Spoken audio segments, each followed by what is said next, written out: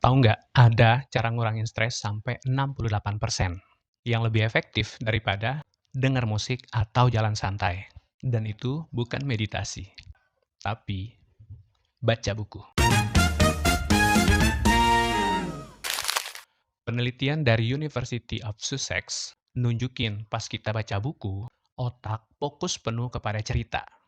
Jadi pikiran yang tadinya riuh jadi lebih tenang. Baca buku itu bukan cuma nambah ilmu, tapi juga terapi buat mental.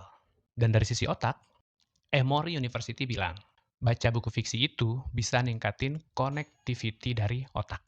Maksudnya, itu bisa bikin kita lebih peka, lebih ngerti orang lain, dan nggak gampang ngejudge. Kebayang nggak sih kalau dari kecil kita dibiasain untuk baca buku? Komunikasi dan empati kita pasti jauh lebih oke.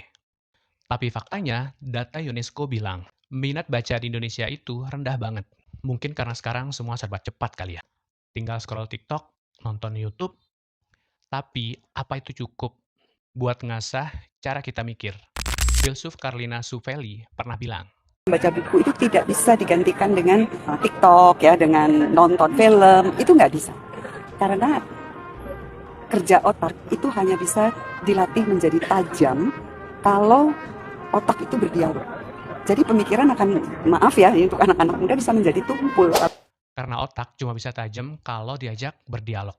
Dan itu terjadi saat kita baca buku. Kita mikir, kita nanya, kita balik lagi ke paragraf sebelumnya. Dan tiba-tiba, oh ini maksudnya. Jadi scroll TikTok itu boleh banget.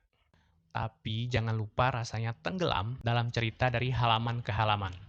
Coba deh mulai lagi baca buku. Walaupun cuma 10 menit per hari.